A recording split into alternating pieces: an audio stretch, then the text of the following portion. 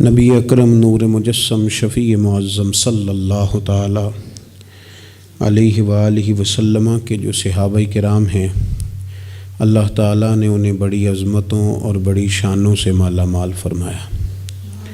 صحابہ کرام علیہم رضوان کے کچھ درجات ہیں، ان درجات میں سے ایک بڑے درجے کے لوگ وہ ہیں جنہیں عشرہ مبشرہ کہا جاتا ہے، یعنی وہ 10 صحابہ جنہیں ایک ہی نشست میں نبی پاک صلی اللہ علیہ وسلم نے جنت کی بشارت عطا فرمائی۔ وہ 10 لوگ جن کو حضور علیہ الصلوۃ والسلام نے ایک ہی وقت میں جنتی قرار دیا۔ انہی صحابہ کرام علیہم رضوان میں سے ایک شخصیت کا ذکر ہم کرنے جا رہے ہیں جن کا نام حضرت طلحہ بن عبید اللہ رضی اللہ تعالی عنہ۔ نبی پاک صلی اللہ تعالی علیہ وآلہ وسلم نے حضرت طلحہ بن عبید اللہ سے بڑی محبت فرمائی۔ بالکل شروع میں اسلام آپ نے قبول کر لیا تھا۔ واقعہ یوں ہوا، امام بہقی نے لکھا ہے کہ آپ بصرہ تشریف لے گئے تھے۔ وہاں ایک عیسائی پادری تھا، راہب تھا۔ چونکہ عیسائیوں نے اور یہودیوں نے تورات کے اندر نبی کریم صلی اللہ علیہ وسلم کی عظمتوں اور شانوں کو پڑھا ہوا تھا، تو وہ عیسائی بصرہ میں لوگوں سے یہ کہہ رہا تھا کہ اگر یہاں کوئی حرم کا شخص ملے تو اسے میرے پاس لاؤ۔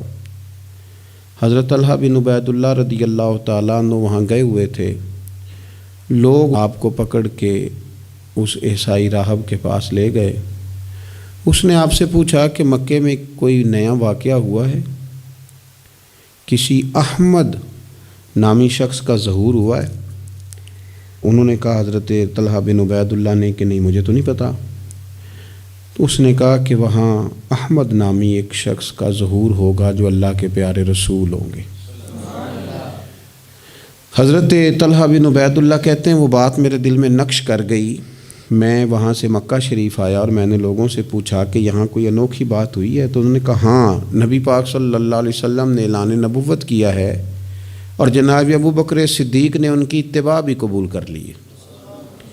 فرماتے ہیں حضرت صدیق اکبر رضی اللہ تعالیٰ عنہ سے میری اچھی شناسائی تھی، میں ان کے پاس گیا، پھر انہوں نے اس والہانہ انداز میں حضور کا ذکر کیا کہ میں نبی کریم کا کلمہ پڑھ کے حضور کا غلام بن گیا۔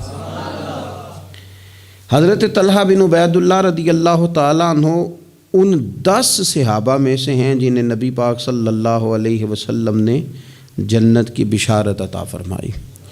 اور حضرت طلحہ بن عبید اللہ رضی اللہ تعالی عنہ ان 8 افراد میں سے ہیں جنہوں نے سب سے پہلے اسلام قبول کیا۔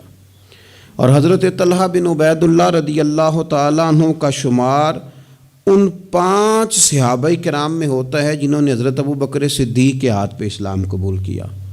اور حضرت طلحہ بن عبید اللہ رضی اللہ تعالیٰ عنہ ان 6 لوگوں میں سے ہیں جن کی شورا حضرت عمر فاروق نے بنائی تھی اپنے بعد خلیفہ منتخب کرنے کے لیے۔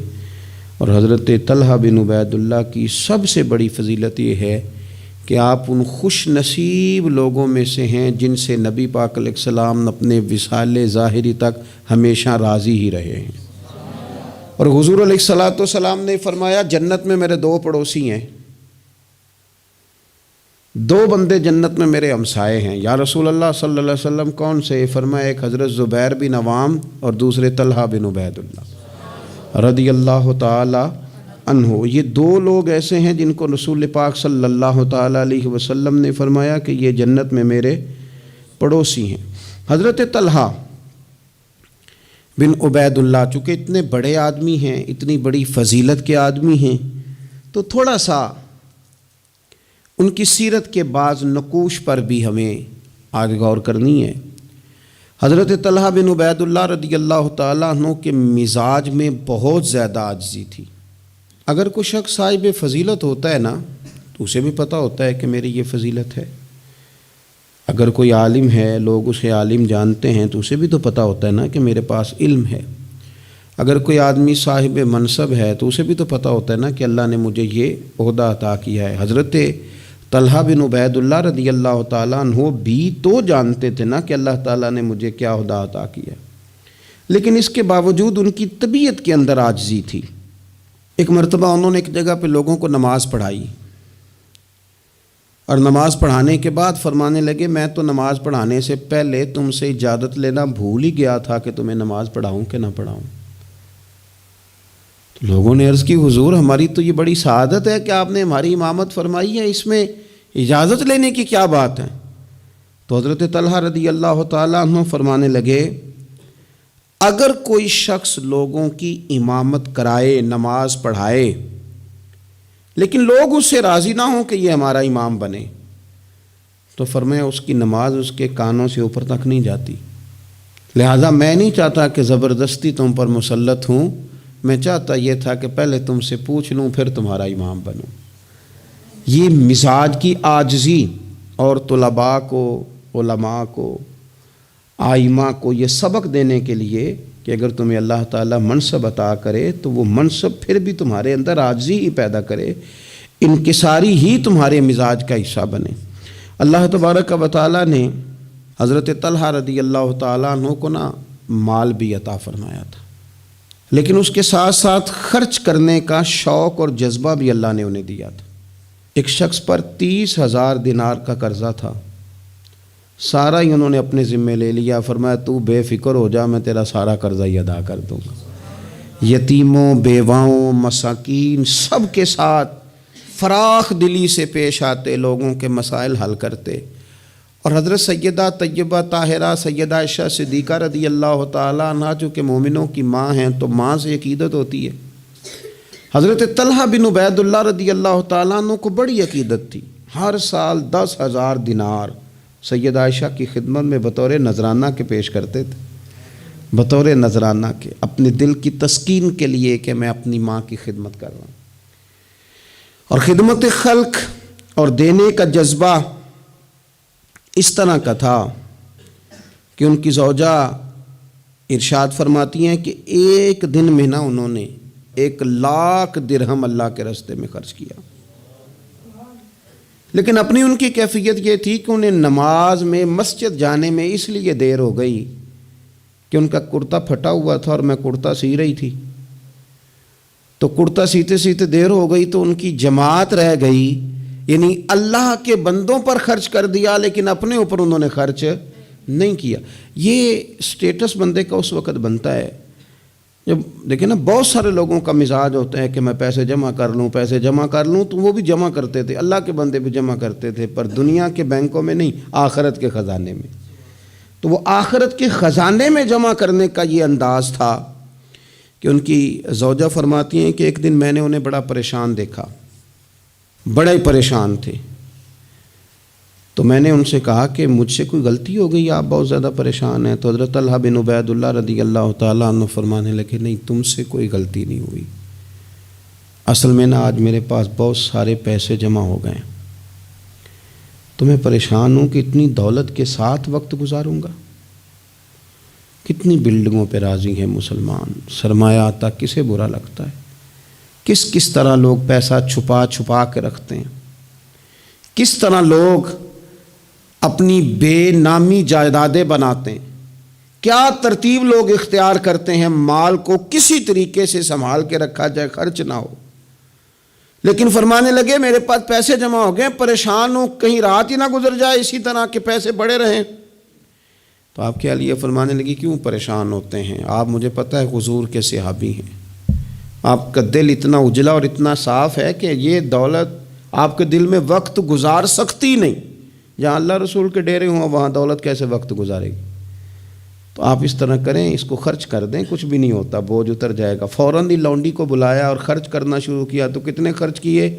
ایک دن کے اندر انہوں نے 4,00,000 دینار لوگوں پر خرچ کر دیے۔ پیسے کو سنبھال کے نہیں رکھا، جمع کر کے نہیں رکھا، اس ترتیب کے ساتھ انہوں نے اپنی زندگی میں خرچ کیا۔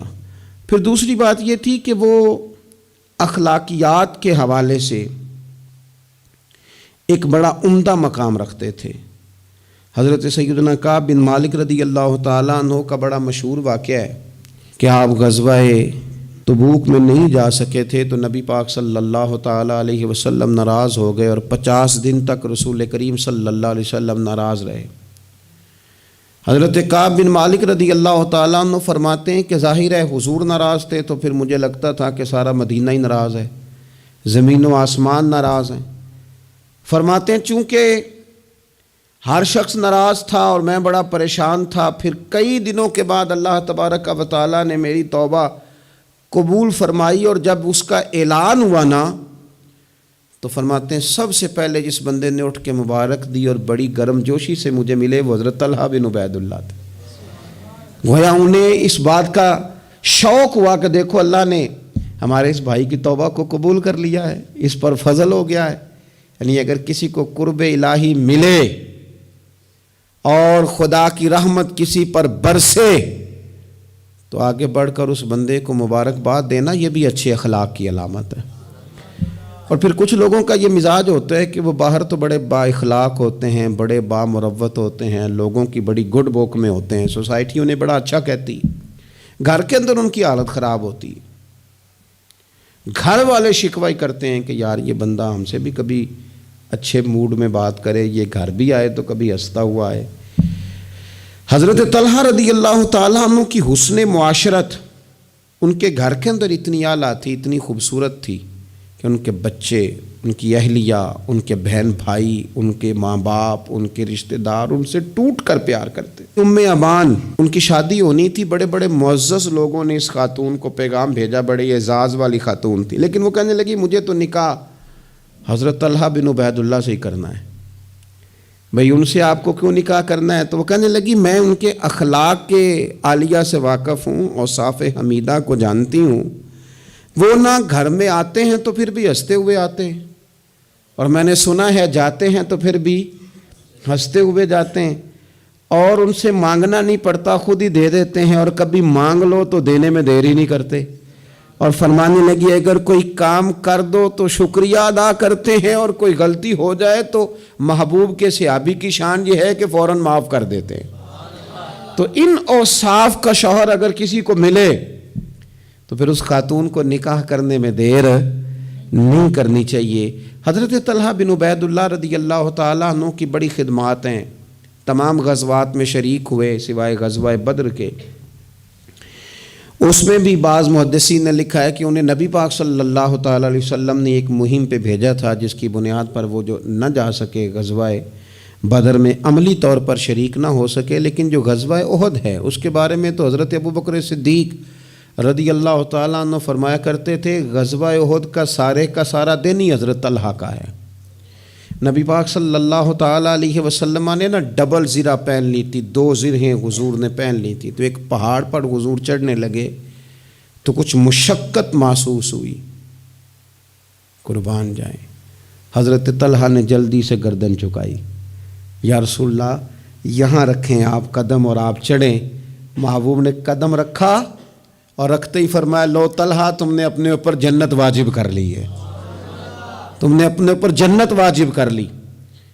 اس دن چونکہ افواہ اڑا دی تھی احد کے دن کفار مکہ نے کہ نبی پاک صلی اللہ تعالیٰ علیہ وسلم کو شہید کر دیا گیا، تو لوگ بکھر گئے تھے، تو جو 12 لوگ نبی پاک علیہ السلام کے ساتھ رہ گئے ان میں حضرت طلحہ بن عبید اللہ تھے۔ جو تیر بھی حضور کی طرف آتا تھا نا وہ اپنا ہاتھ آگے کر دیتے تھے، ان کا ایک ہاتھ شل ہو گیا سارا۔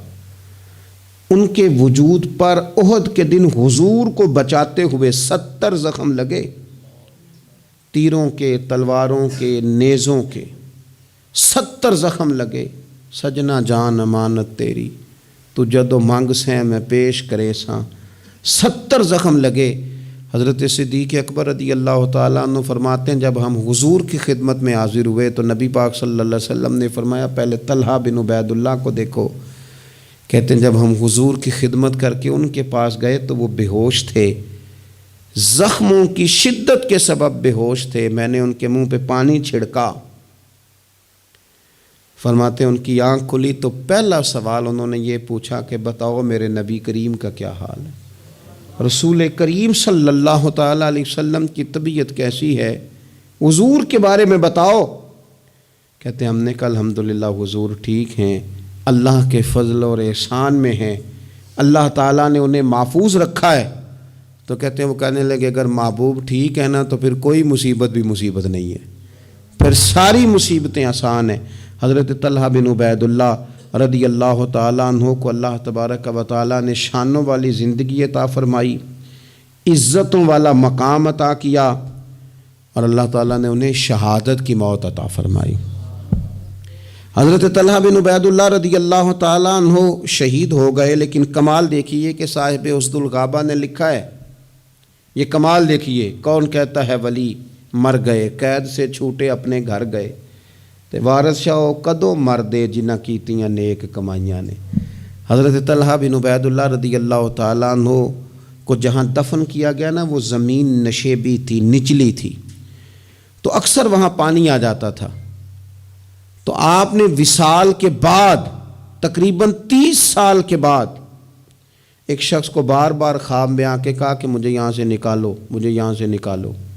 وصال کے بعد بلے شاہ ایسا نہیں مرنا، یہ تے مر گیا ہی کوئی اور، نکالو۔